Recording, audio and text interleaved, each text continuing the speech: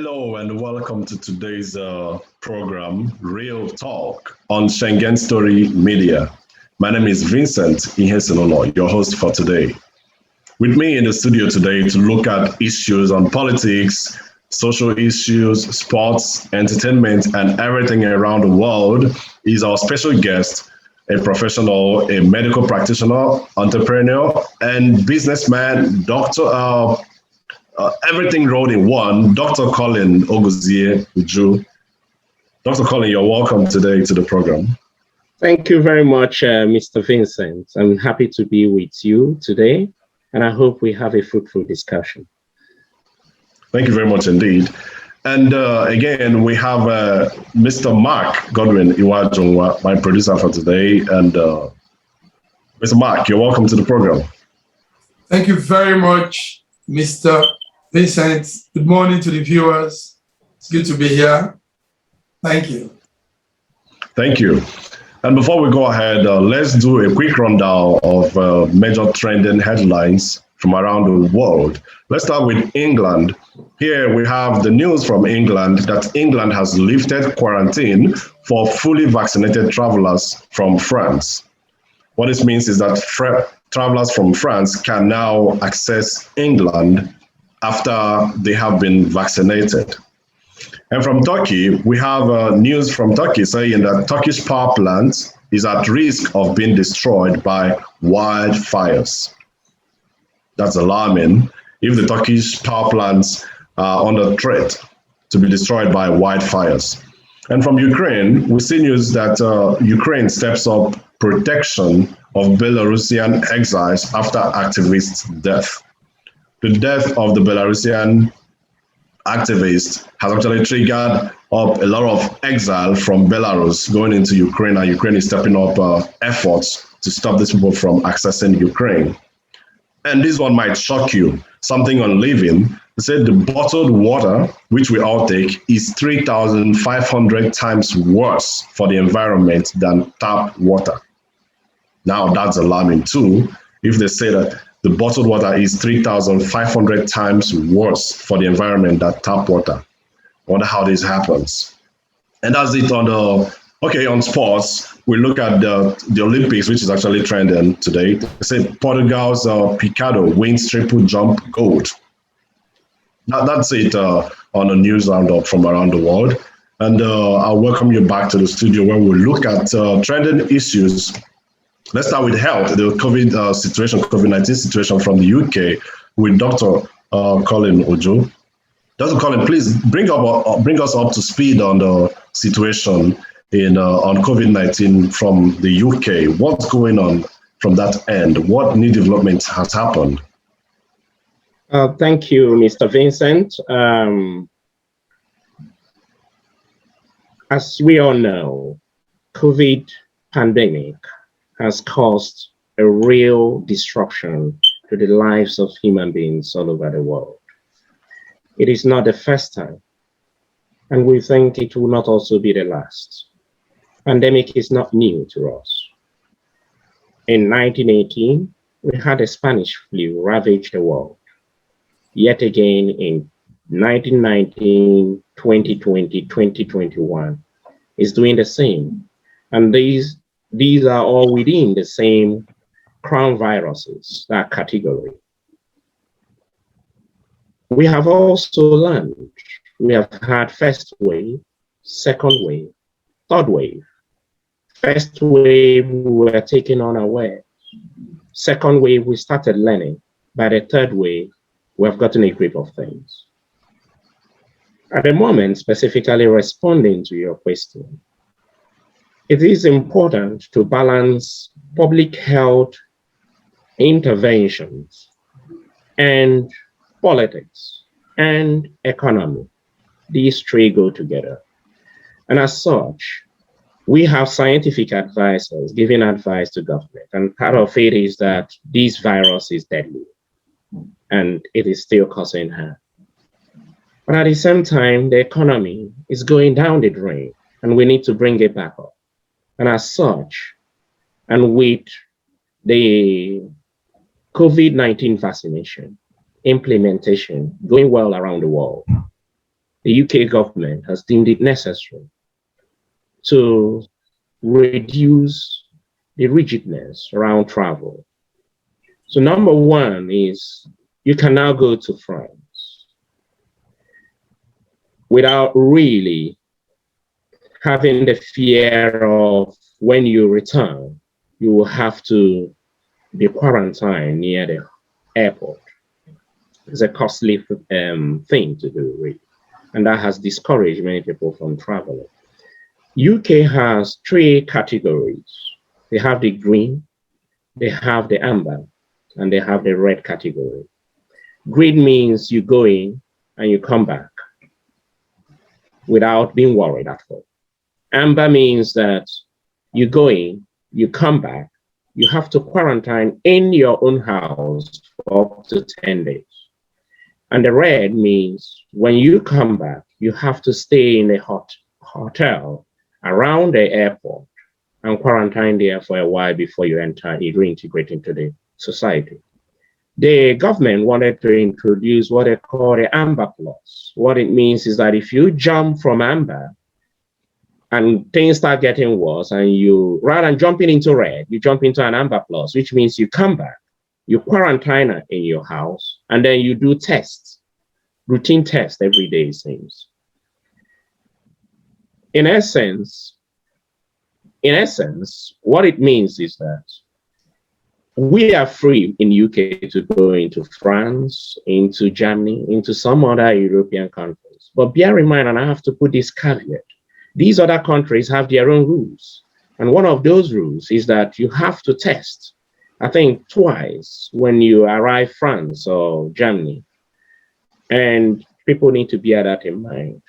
So that is a situation on the ground. And generally here in UK, we are also experiencing a decline in the number of people infected.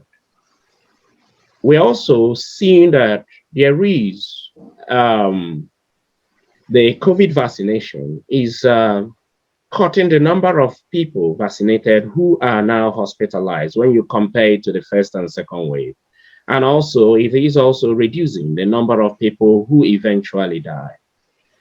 So it is not in doubt that COVID vaccination is a very strong tool in the battle against COVID-19.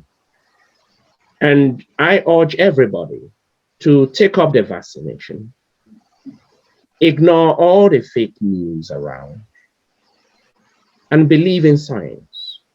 That is our only measure. In addition to that is the usual public health interventions like washing hands, covering your face masks, and keeping distance from people. And also, if you are symptomatic, staying at home rather than going out and about. And also thinking about working from home more if it's something you can do. I think that's it for now, Mr. Vincent, over to you. Many thanks, Dr. Colin, for that update from the UK. Now, I want to ask, we have seen, just like you mentioned, there is a decline in infection rates, which is a good thing. Now, would that have to do with the summer, maybe change of weather? Because we know that in Africa, the expectation, the numbers, the figures expected earlier, the infection rate did not get up to the numbers expected initially. Now, many people have alluded to the kind of weather condition in Africa. Now, do you think that this decline in numbers of infection would have to do with the change in weather, incidentally, the summer that we are in at the moment? Thanks, Mr. Vincent. Generally, temperature tends to affect crown viruses, and of which flu is one of them. So they tend to peak during winter period. But nonetheless, the research that has been done show that coronavirus 19 tends not to be that much affected by temperature when it lands on surface. So its transmissibility from one individual to the other is not affected at all by temperature. Now, on the issue of Nigeria, I will agree with you that transmissibility in Nigeria is lower than expected. However, you need to also bear in mind that data collection is a real issue in Nigeria. So it will be difficult for us to say with certainty that there is no transmissibility or mortality. There is not much transmissibility or mortality. Because if you think about it, if you go to South America, we saw how it ravaged Brazil. We also saw how it ravaged Ecuador. And these are tropical countries with very high temperature. So in effect, what I would say is we need more research on what is going on in Nigeria. We need to capture better data, and we need to test people more. The thing about this virus and the definition of the public health definition of prevalence of the virus is number of people tested. It's a factor of the people tested. So if you are not testing a lot of people, your number is bound to be very low. Thank you very much. Mr. Mark, have you got any question for Dr. Colin on COVID-19 before we move to the next issue, which is the Lazio region cyber attack on the Lazio region hospitals? Okay, I would just want to ask Dr. Collins, what the new idea of vaccinating children. UK, for example, said they will start vaccinating children below 12, and some other countries are also doing that. Is it really necessary? Because the initial information was children were had some form of immunity or something. So what do you say about this new development? Instead of facing more on the populace that have not been vaccinated and going to the children, what will you say, Doctor? Thank you very much. The thing is that, as you may know, UK is doing well when it comes to uptake of COVID-19 vaccine. So we are above 80%, which is not really bad. And when we in public health talk about breaking infectivity by vaccination, we always use the yardstick of 75%. So we are going above that margin. And I think it's also well defined by World Health Organization that if you reach around 80%, you are breaking transmissibility. Now, why are we vaccinating teenagers? We are not vaccinating children per se. We are vaccinating teens. That's 16 and 17 at the moment. And why we are doing that is that our data, Sentinel data, is showing clearly that the infectivity is now getting high among that age group. And as the university period is about to start, we feel it is helpful to vaccinate them, not necessarily to reduce mortality, and we need to get this clear. It is to reduce their ability to transmit the virus from themselves to vulnerable people.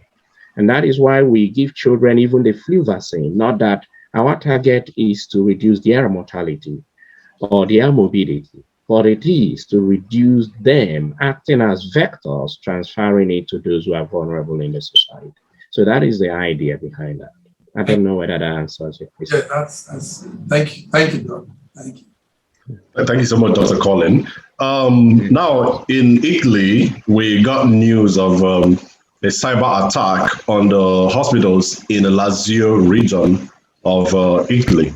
Now, it got me wondering if this could happen with the way we are moving, migrating everything to technology, the system getting computerized. Is this not this a big threat, to the health industry? Now, it has happened for the past 48, 72 hours. This situation has lingered.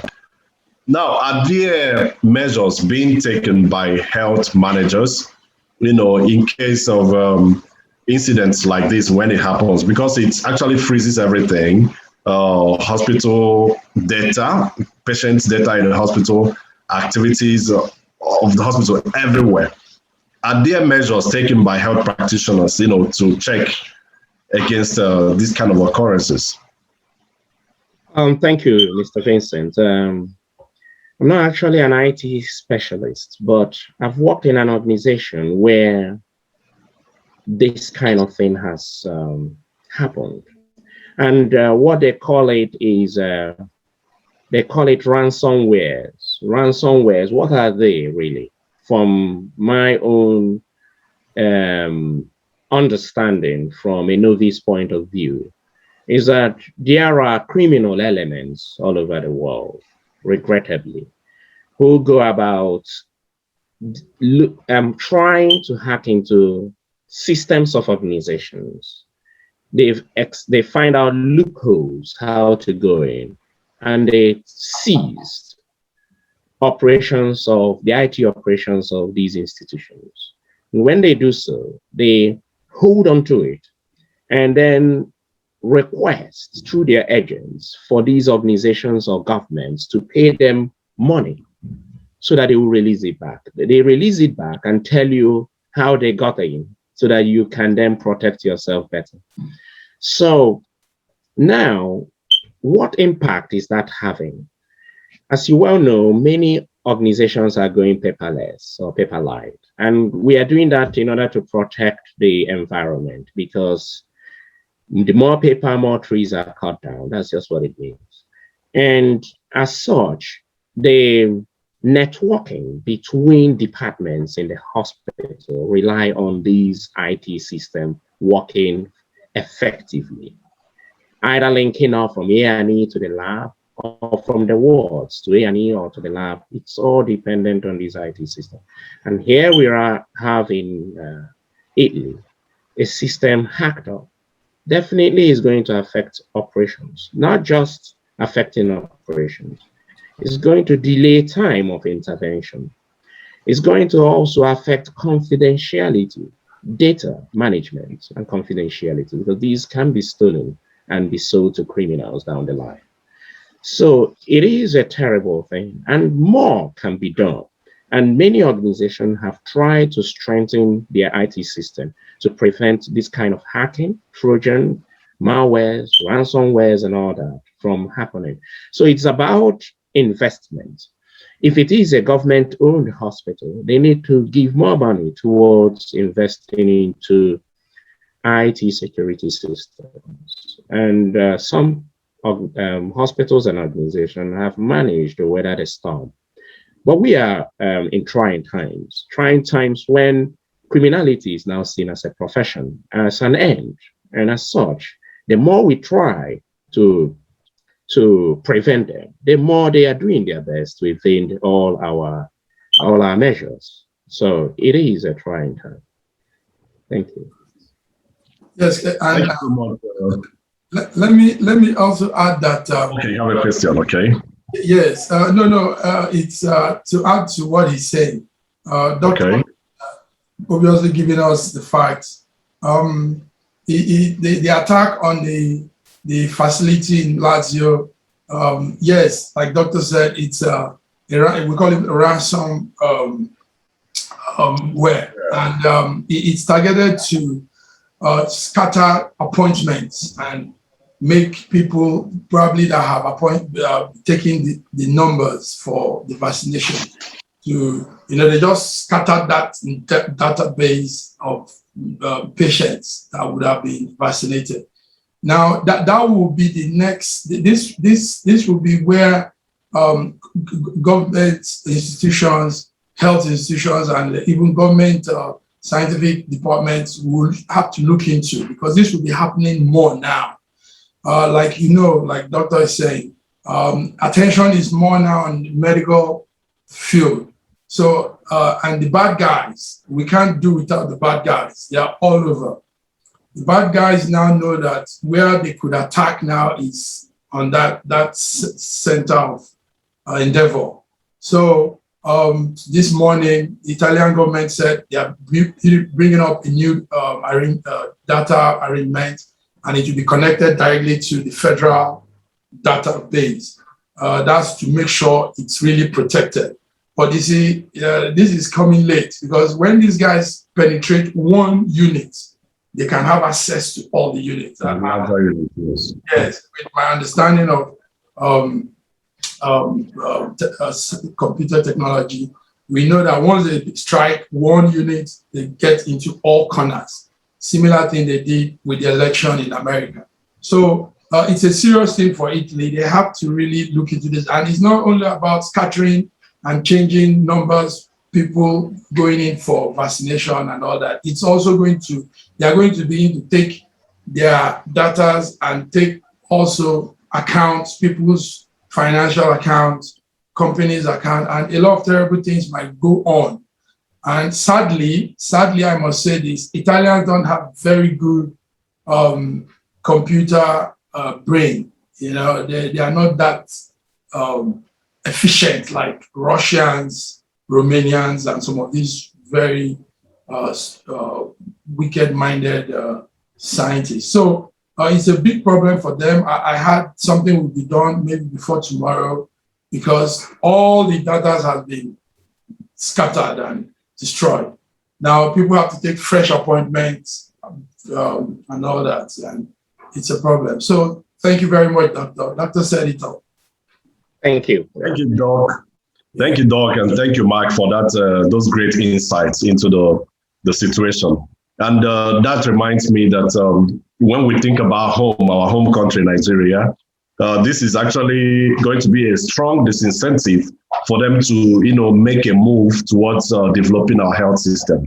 I saw our politicians, whom we elected in the National Assembly the other day, shooting down a bill for the electoral amendment, the introduction of electronic voting and a result collation. What was their reason?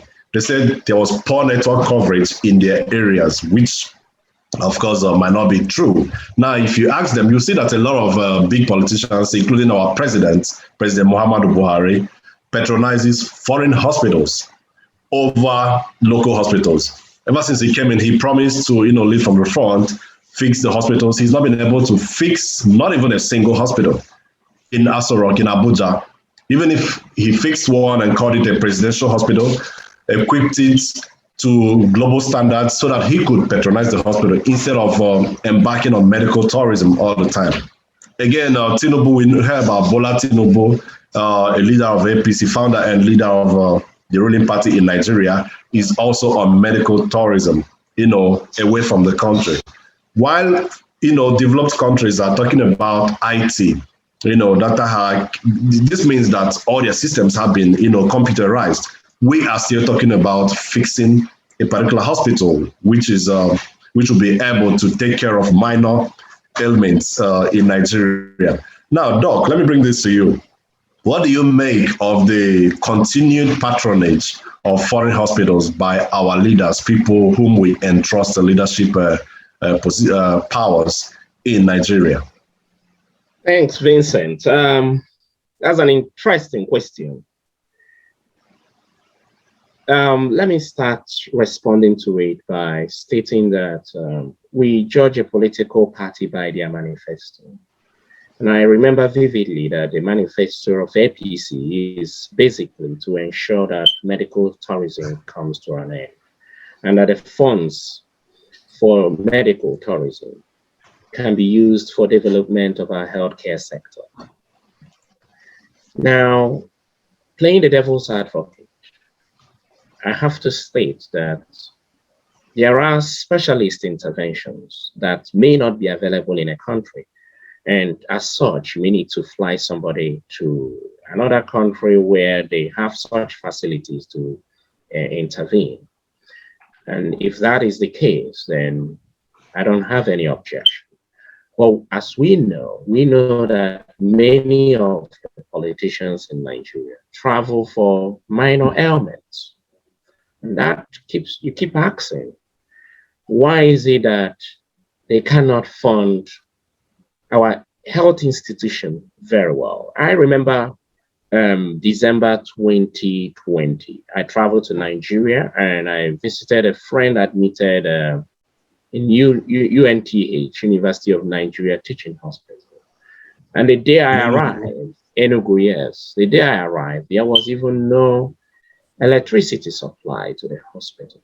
And I wonder how a hospital would function effectively without something to me as basic as electricity supply, in the sense that you can get it from the national grid or you get it from use of generators.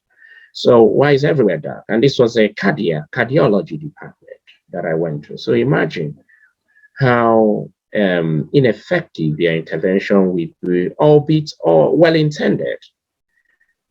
The clinicians may be well-intended to help their patients, but they don't have what is needed, the infrastructure and equipment needed to help them to achieve that objective. I am against medical tourism, against misuse of public funds for such purposes.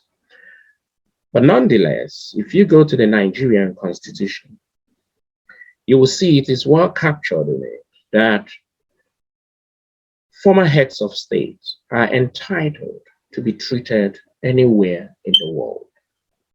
So even if Buhari is not even the current president of Nigeria, he can still go to anywhere in the world and be treated, and the Nigerian government pays.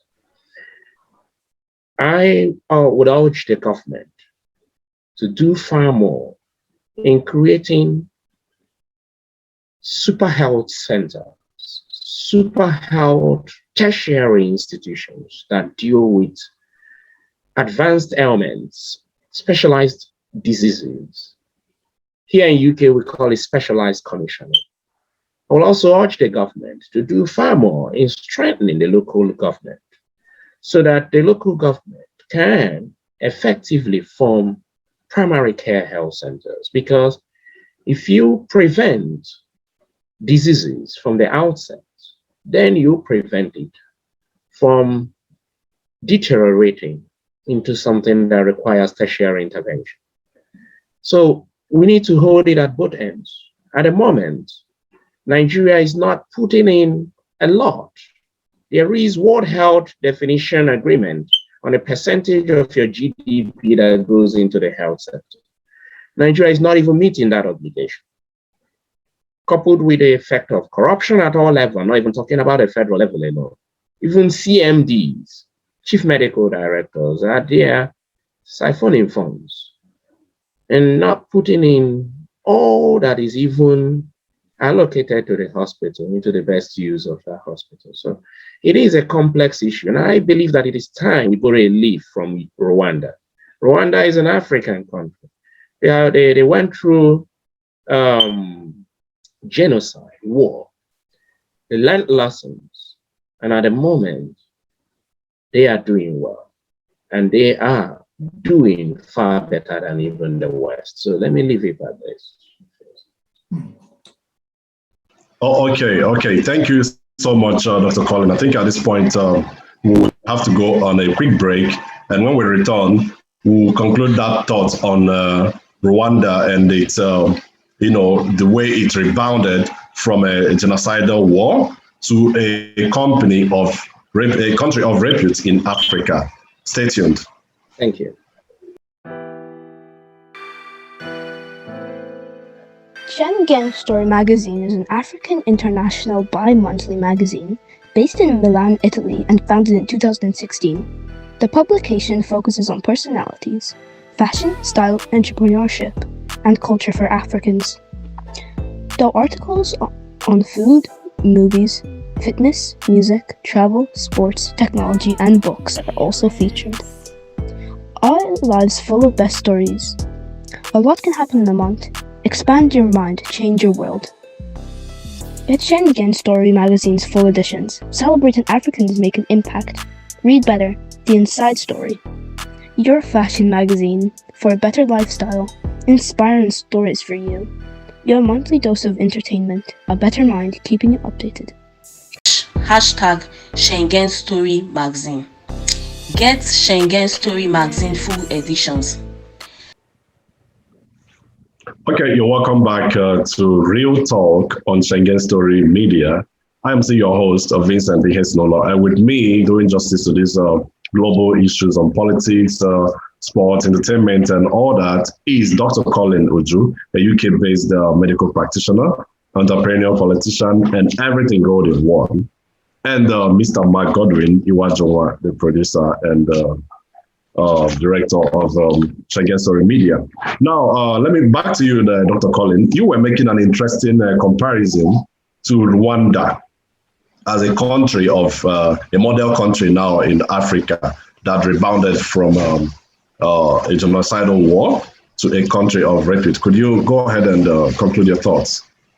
Yes, Mr. Vincent. You know why I would like to reference that country. Not that every aspect of country is something that I subscribe to. Like, for example, having a leader that leads continuously without making plans to hand over to another person.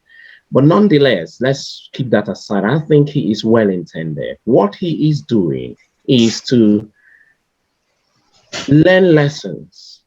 The lessons he has learned is we need to start judging human beings by the content of their character and not where they come from, whether they're Tutsi or Tutsi or whatever tribe you come from, or whatever language, or whatever creed or belief or religion that defines whatever you want to believe. That is personal. But you are a human before you became whatever you are.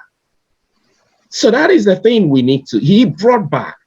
Now you feel a form in Rwanda, there is nothing like Tutsi, Christian, Muslim, nothing. You are a Rwandan. And that's it. And now he has brought back that patriotism, that citizenry, the belief in a country. And that is the same thing that is happening in America. American dream, American concept. Now, even you walk about now, nobody wants to ascribe himself or herself with Nigeria. We have lost the Nigerian dream. We have lost the Nigerian patriotism because we have allowed ephemeral trends, sentimental things like ethnicism and religion to define our lives. We have taken humanity to the back burner. So, how do we go about it? We need a proper reorientation. We need to re-energize what it means to be Nigerian. And we have to be honest and straightforward about it. Uganda brought in Volkswagen industry to build, or Renault. They are now building in Rwanda. Their healthcare system is akin to what you see in the Balkan states, the Scandinavian countries like Finland, Sweden, and all that. They are bringing in things like universal healthcare system that you see here in UK, NHS. They brought out technocrats. Nigerians don't tap into technocrats. They are at the back burner analyzing things, feeding to the politicians, and they are just implementing. That is what is happening. You will see they are tapping into every good thing from every nation, and they are just implementing it. Nigeria has people. People means human resources. Human resources is wealth. But you need to be a good leader to harness these human resources and use it in the best interest of the country. That is one thing we have to do. Nigeria can do it. Rwanda doesn't even have oil, crude oil. They don't even have any notable natural resource. Solid human, they don't even have. Congo down at the south has any metal you can dream of. Go to Congo, you'll find it. But how is Congo? Ravaged by all sorts of things. It is all in the mind. Time has come in Nigeria when we will move away from who you are to technocrats, people. We need to start getting leaders who understand leadership and who are willing to deliver. You will see we'll start building our hospitals back. We will start building the educational sector back.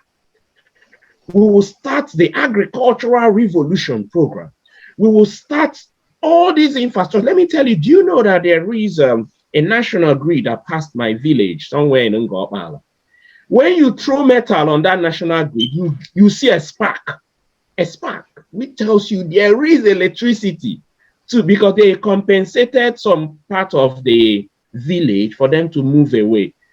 And they paid them a lot in the past. So some of them moved away, some of them moved away. So you see that high tension flying over. You throw metal, you have okay, which means there is light. But the last time we saw electricity in my village is 7 years ago. So either between the Genco, the disco, there is a disconnect between the generation and the distribution. There is a problem. But what we need, for you to solve it, you need technocrats, well-educated people. Now, you see somebody in there, there's somebody I recruited recently for my investment club. I recruited him with a Nigerian company for him to support us there. When I was interviewing him, the guy had a distinction. He had a distinction in political science. I'm unemployed for 3-4 years. Since I employed him, this guy is fire. He has re-energized all the business investments in Nigeria. It's unbelievable. So we need to understand the power. Nigeria is who knows who. Nigeria is nepotism. Now, the intelligent people, you need intelligent people. In fact, you know, intelligent people, you need to pay like something like MIT, Harvard. What they do, everybody is not meant to be intelligent. Everybody is not meant to. Is it everybody that has gone to the moon? No. But there are people who will take us to the moon. You invest in those people, and those people will take us to the moon, and the other ones will be followers who will tap the benefits of the fact that we have reached to the moon. Now, let me tell you, Rwanda has a satellite. Believe it or not. Yes. The other day, National Institute of Something Technology in Nigeria said they were launching something. They were launching a toy rocket that flew up and landed on the same spot where it left. So what I'm actually saying is we need to be honest with ourselves. Please, Doc. Yes. I understand how passionate you are about this whole thing, and for every true Nigerian, would have to feel even far worse based on the signs, the kind of news we hear from Nigeria, the kind of things we see happening in Nigeria and around us. Look at Ghana, for instance. Ghana is our closest brother in competition and stuff. Ghana has overtaken us, taken over all the international investors and stuff. So it's a crying shame. And if we have to stay here and keep talking about Nigeria and the failure of leadership, I'm afraid we will not leave here today. So we have to go on to the next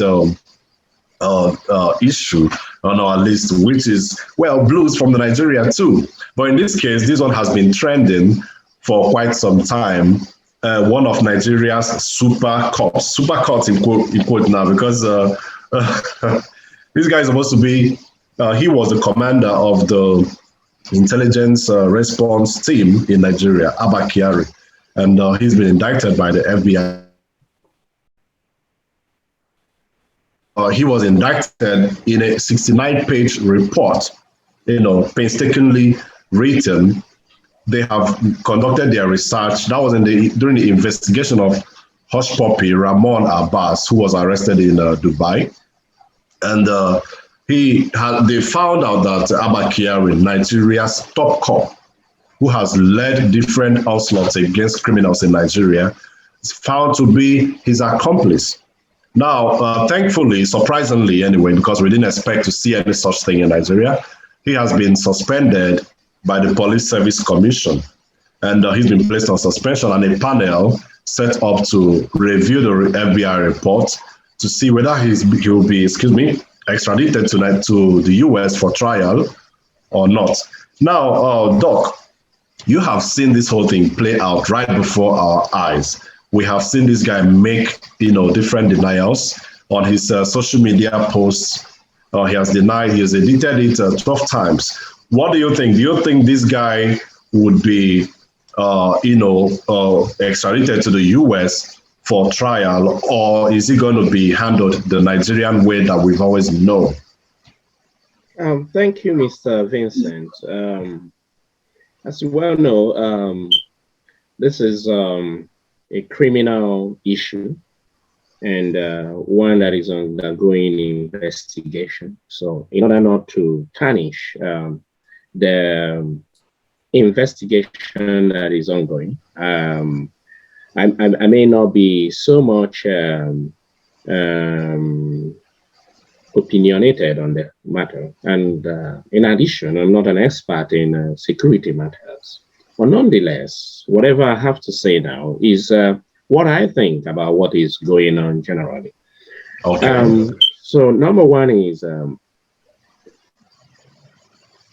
we understand the culture of Nigerian police force.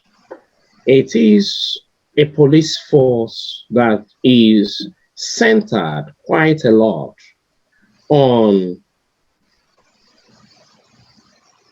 illegalities of different types. They do not follow the rule. They do not abide by the rule. Is the highest bidder wins it all. They are involved in extrajudicial killings and all that. And they are involved in so many vices. I wouldn't say that there are no good things about them. We also know that they have also cracked some criminal activities and has helped to also resolve some criminal operations that have been operating in Nigeria. On the Abakaria case, I personally feel that we are like using a blame game on one individual who is operating within a very fractured system, a very fractured Nigerian police force. We also do not have the entire details, but the information is filtering. And I trust the American enforcement agents, FBI, CIA. Whenever they bring out something, they bring out time to research. So it's highly plausible that he was involved in some of the allegations put forward against him. But he has to go and defend himself. And I'm happy that the Nigerian government suspended him whilst the investigation is ongoing, because you cannot have such level of allegations, such allegation of such magnitude on somebody. And one is his involvement, the alleged involvement in or OBT, obtaining by trick, or popularly known as 419 activities. And addition to that is criminal abduction of people and torturing them for your clients, for the pleasure of your clients. So these are very serious allegations. And I am happy that the Nigerian government has suspended him. They have set up an investigation. And I will urge the Nigerian government to allow that investigation to be free and fair. Let us hear, and also to tell us the outcome. I know FBI is not going to keep calm. Now, on extradition, I think there is a kind of theoretical extradition agreement between United States and Nigeria, from my understanding.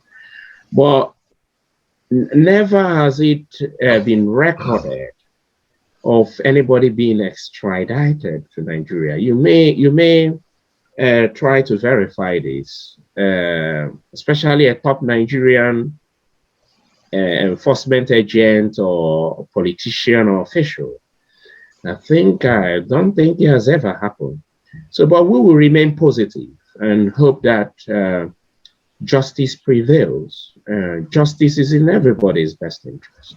So that's all from me. All right, thank you very much. Let me come to you, Mr. Mark. Yes, I'm sure you've been following that story from Nigeria, which shocked everyone, that our favorite celebrated Super Cup, who's everywhere, anywhere they bust crime, you hear it is Abakari and his team. He has busted a lot of criminals. He was even cited in Imo State recently, in the forest of Imo State, routing out the unknown gunmen that were burning police stations and killing people. Now, we are familiar with the way Nigeria handled things. And we have seen that this guy is a favorite of many politicians in Nigeria. We saw a video making the rounds recently where two governors, a sitting governor of Borno State, his state that is, and the immediate past governor paid him a visit, confirming, actually assuring him that they are with him. A lot more people have actually shown support. People have even marched around with placards protesting that other people too, who incidentally were not mentioned in the hush puppy case, should be arrested. Now, some other people have also said that this is the Nigeria we know. This guy, yes, will be suspended, he will leave the police, but tomorrow he will be rewarded with a bigger portfolio. Some even, ventured to say that this guy might become the next governor of Borno State for everything he has done for Nigerians. Do you see this happening in Nigeria? MacGodwin. Very much, good friend, Honorable Vincent. Yes, we know our country, my brother. It's sad that we celebrate criminals. It's sad that we celebrate those that kill us. Like the good doctor has said, the allegation on him is very weighty. It's not an ordinary one. And I want to say this also loud and clear as a small technocrat myself here in Europe. One mistake the Nigerians make is they think when there are cases like this, they think it's a plaything. Listen, the FBI, the CIA is the most covert agency in the world. That means they are very good at gathering intelligence. They are very good at analyzing situations. They are very good at policy making and digging deep into people. They are so good. The Nigerian youth think this computer thing they feel they are good at.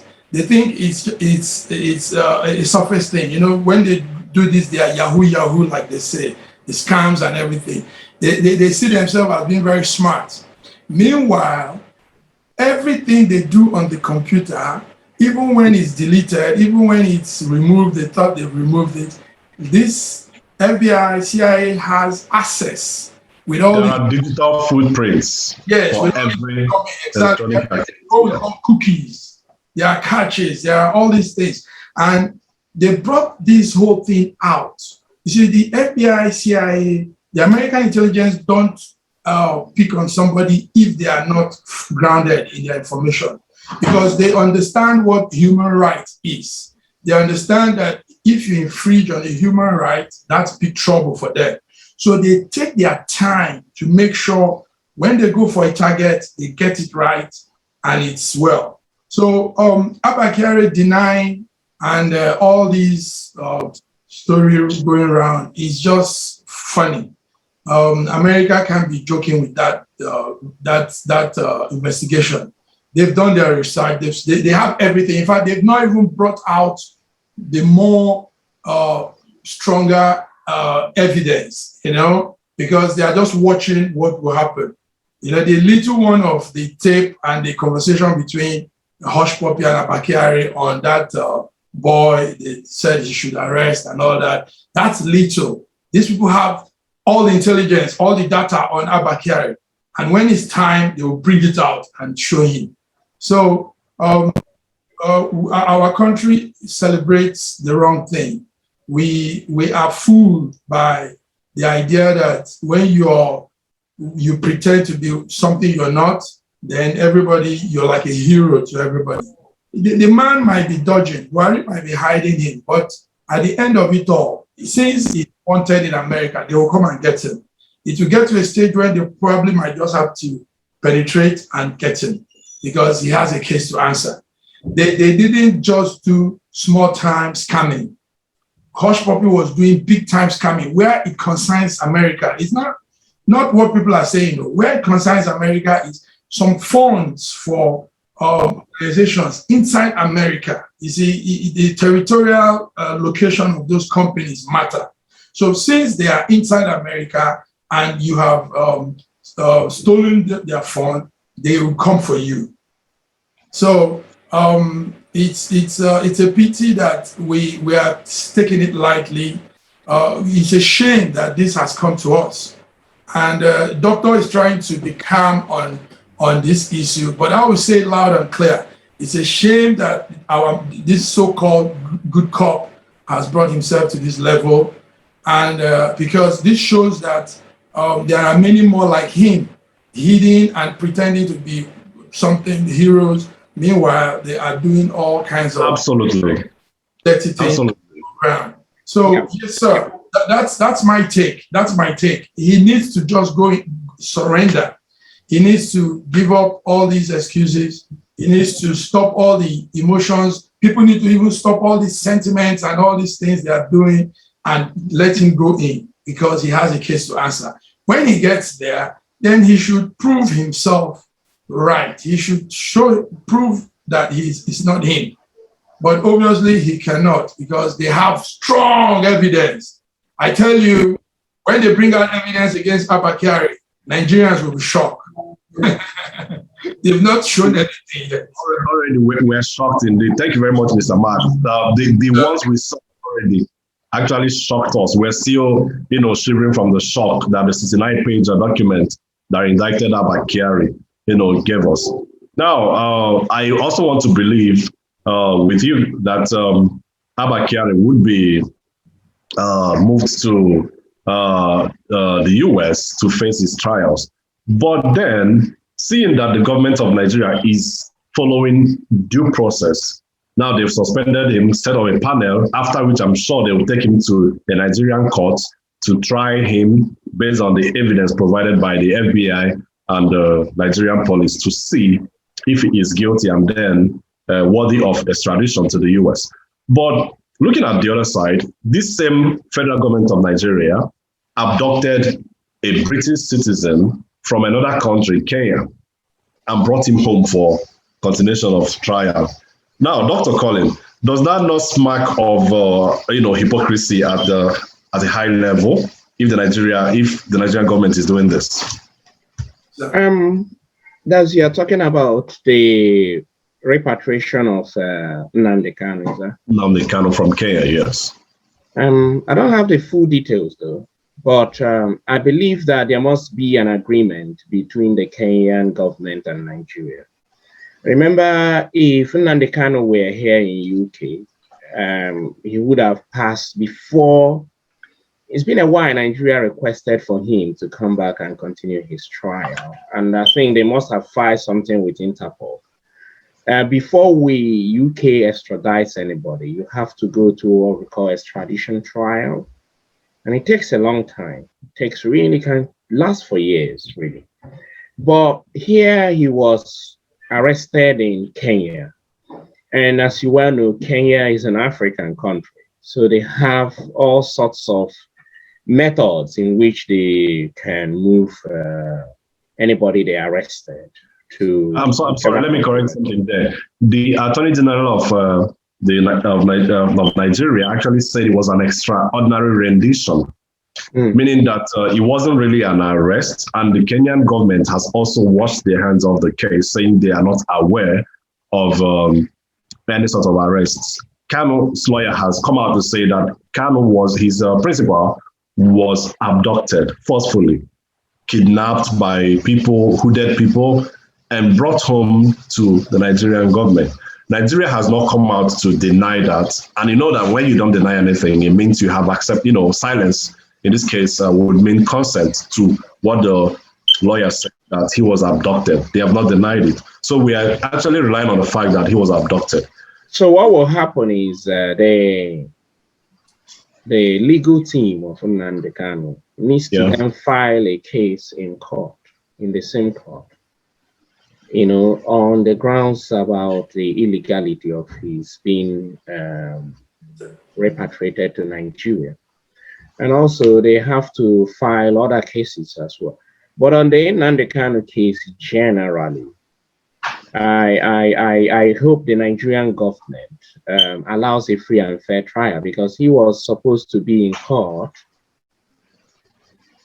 Was it sometime in July, late July? But unfortunately, he didn't appear. So what They we could not need to provide see them. is transparency. We need to see openness. That openness and transparency, I'm yet to see it.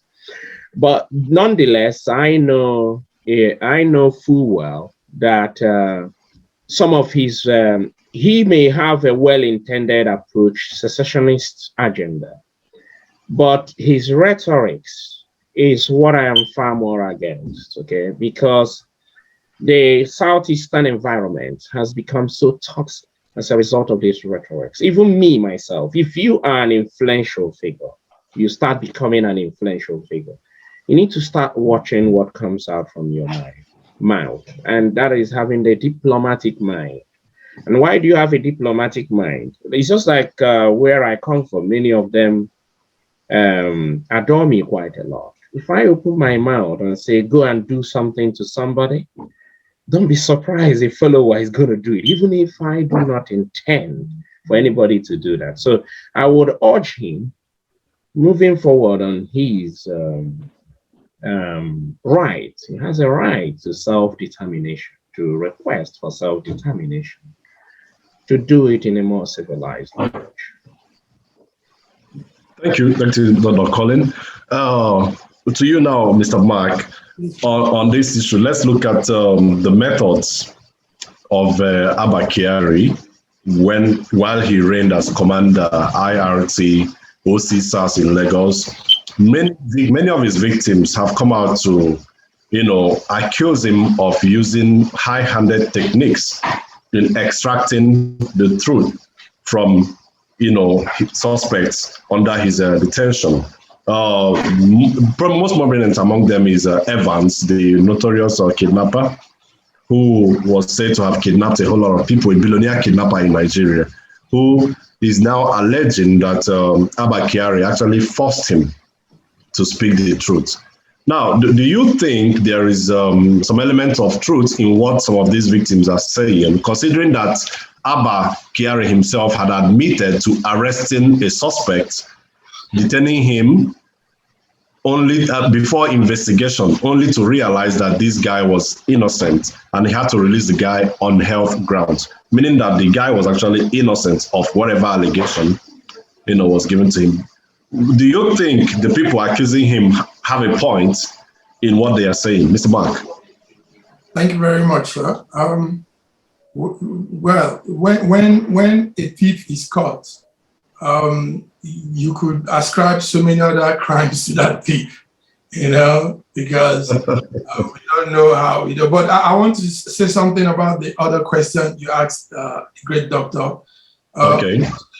It's hypocrisy on the side of federal government of Nigeria to do what they did to Nnamdi Kanu, what they are doing to Sunday Igboho from the southwest of Nigeria. Yeah. And now when they are turn to do similar thing and send a crime suspect to America, they are now withholding him.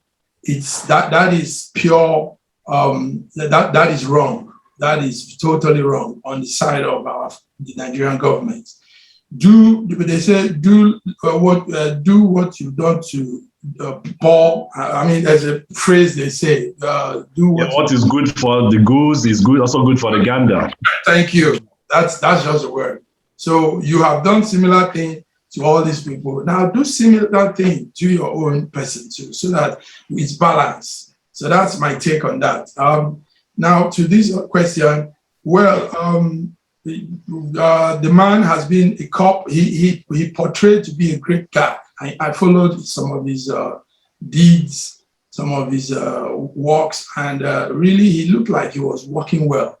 He was checking on people. He was catching scammers and all that. But the mere fact that he had this relationship with Rahman Abbas, popularly known as Hush Puppy, means that he was not very sincere.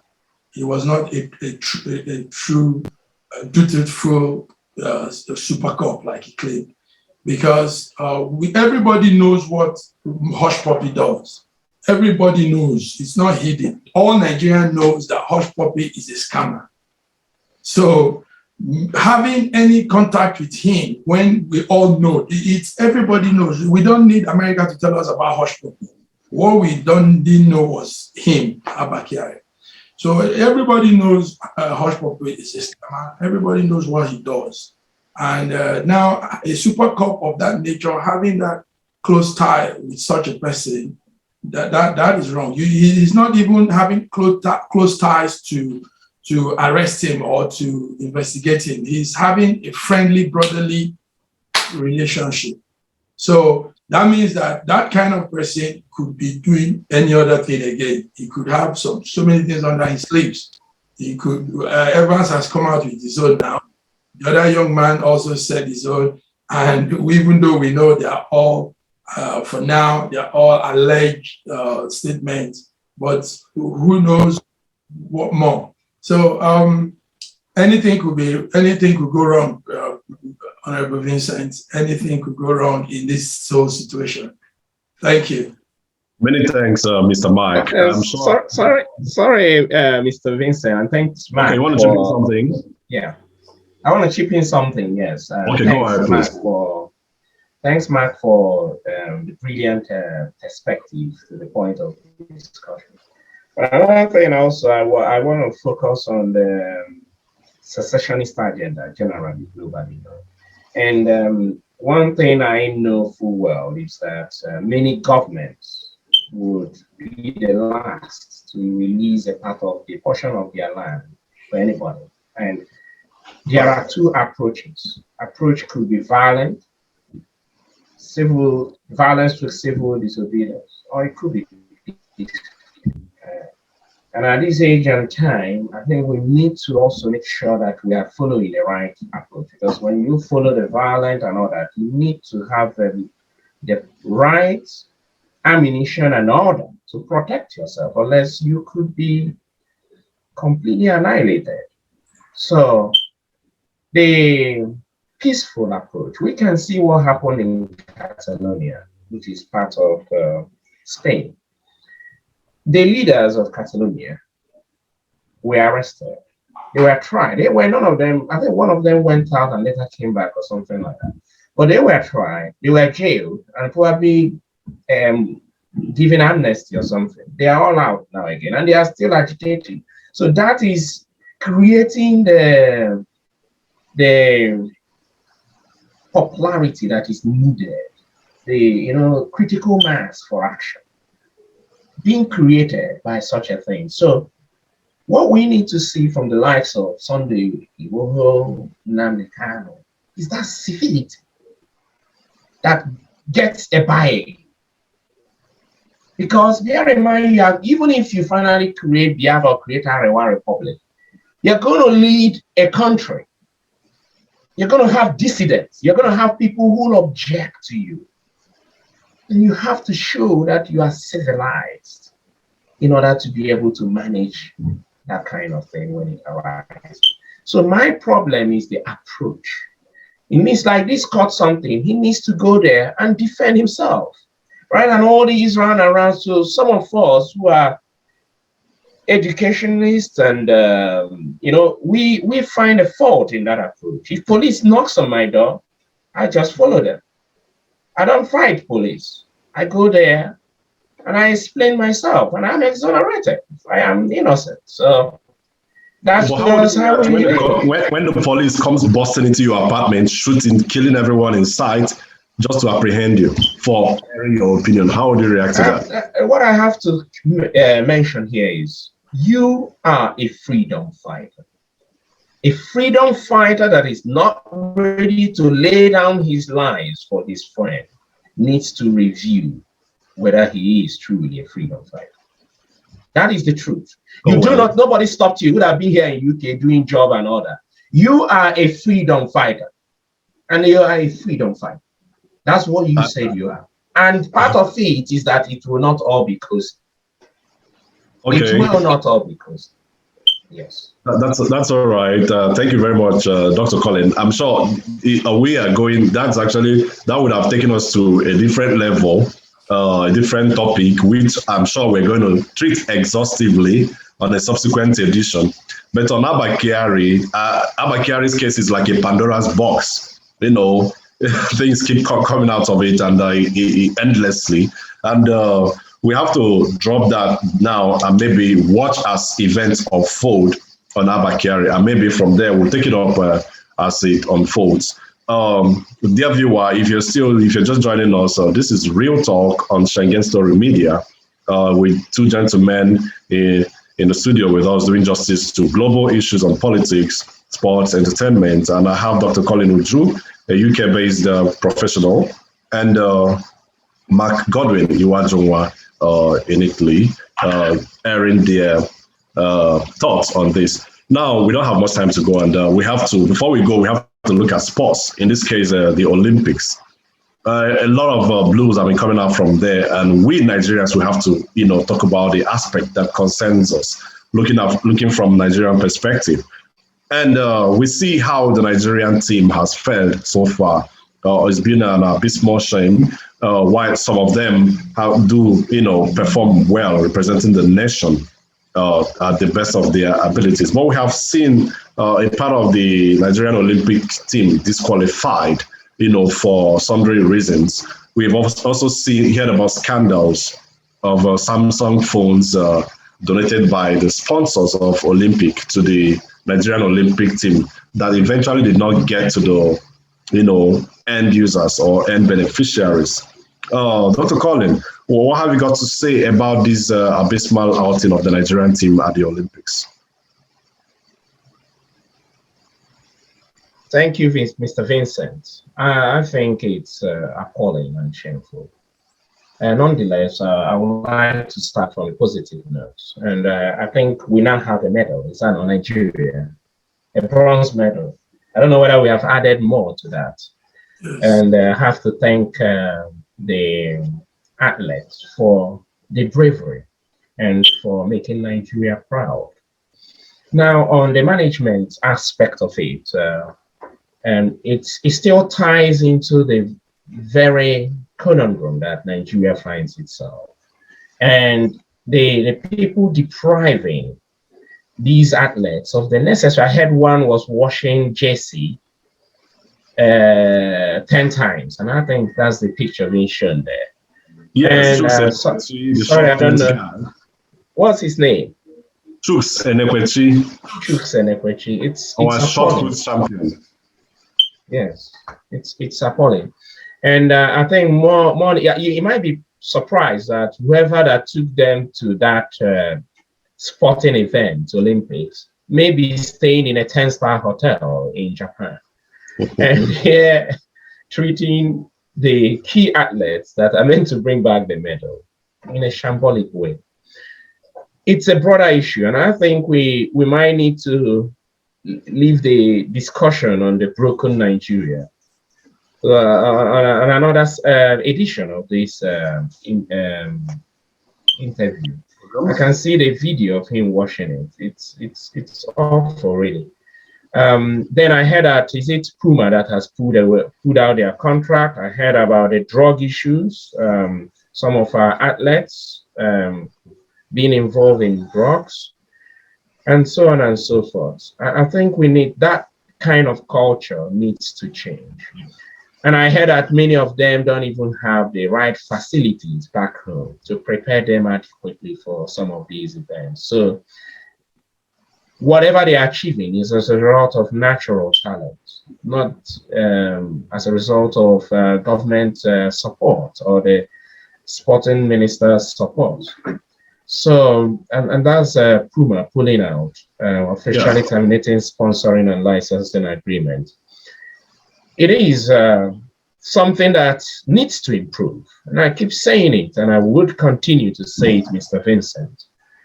Nigeria needs to get their acts together. And time is running out. It's running out because our main source of revenue is oil.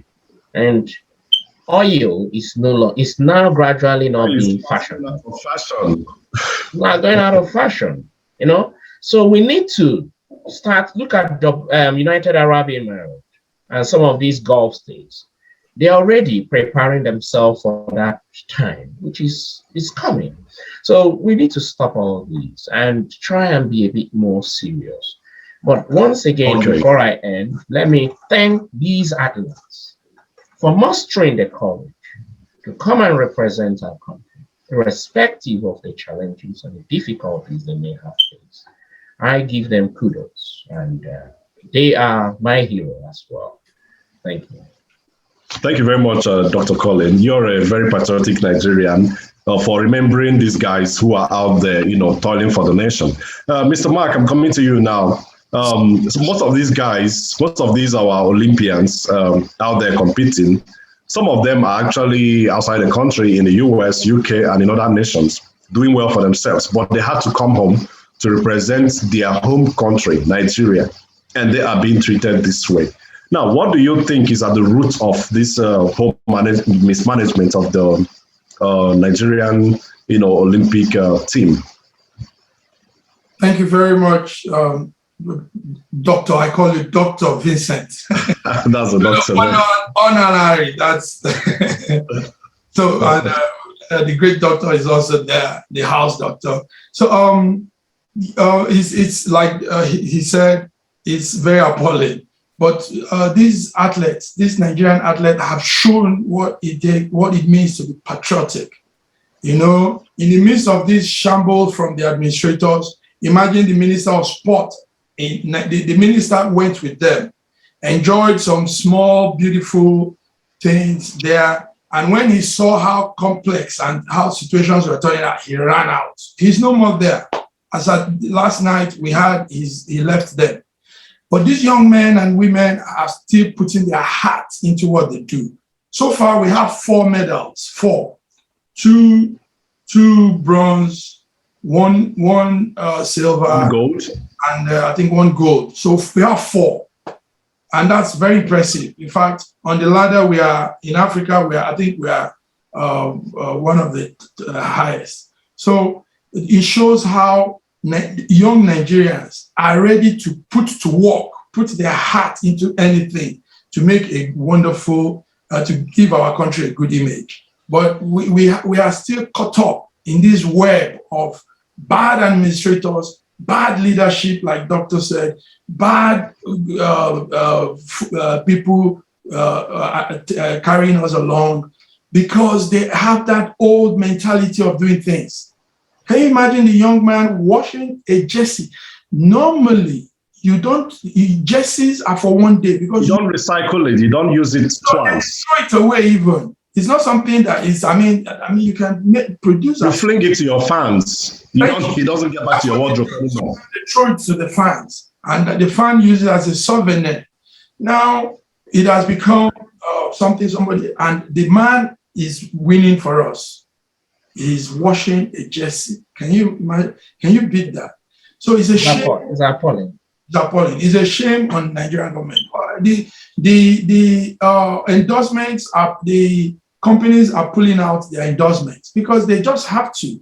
Things are they are seen very awkward and very a lot of unseriousness from our sports management. So that's quite shocking. They just have to pull out. Nobody wants to be associated with a cranky unorganized thing. Everybody wants something that is clean. So Puma is a big company. Samsung, these are big companies. They can't be associated with those kind of and huge laws for Nigeria at the international level. I must thank you, gentlemen, for your opinions. Talking about this Olympics thing, it's quite a shame for Nigeria. It's even a good thing that we have 4 medals. Imagine. Exactly. If the sports management team was in order, was the way it's supposed to be, would have pulled back, a lot of medals. I saw a team of 4 athletes on a track, 4 of them Nigerians, but from different countries. Only one Nigeria from Nigeria, the other one a Jamaican, a Nigerian. The other one an Italian athlete, a Nigerian. He said, from different countries. Now we have a lot of them, but at the root of all this is poor leadership, nepotism. If you have what we might have, like we talk of brain drain intellectual drain out of Nigeria. Yes, it's all part of it. Now we are going to be having more talent migration, because yes, these young people have this talent, but they see nobody supporting them. They don't even appreciate them. We don't appreciate. They'll be running away. You know the Japan team, the basketball Japan team that beats Nigeria. In that Japan team is a Nigerian girl, an Igbo. Exactly. You know, but the parents are Japanese citizens, and she was born in Japan.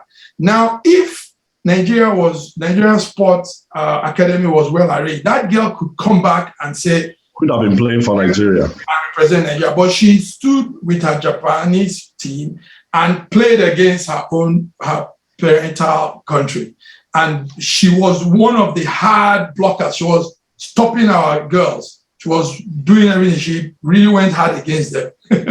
So it actually underscores the importance of using round pegs for round holes. Exactly. Using to do stuff. If you see someone we are calling out the minister, Sunday Dare, that's his name. The sport minister is a shame. He should be ashamed of himself. Yeah, he needs to do more. They need to do more indeed. And gentlemen, for example, I sponsored a marathon in my town, and there was this boy who were still at 1/10 of the race. He had already finished. So I collected his name, took his photograph, and sent an email to the Olympic Committee whether there is a kind of trial that I don't mind sponsoring him to, because it was unbelievable, the pace. Nobody replied me. So it could be possible even now for you to even go to that Olympics. You may need to also bribe your way through. So I'm just saying, I went to their website, got their email, sent an email, put the guy's picture and said, look, if it is paying for him to come to Abuja or Lagos and we'll do some trial. And I asked them, when do they do trials? No reply, nothing. The sports minister or whatever needs to wait. Indeed. Thank you very much indeed, gentlemen. And on this note, we wrap up today's show. I must thank you very much, Dr. Colin, all the way from UK, for your time spent. It's always a delight talking with you. And Mr. MacGodwin Iweajunwa, thank you for being the strong technical hands behind the show. Until next time, I thank you very much. I am still Vincent Ihesinulo. Bye for now. Bye. Thank you very much, Mr. Vincent. Thank you, Mac. Thank you very much. Thank you. Bye.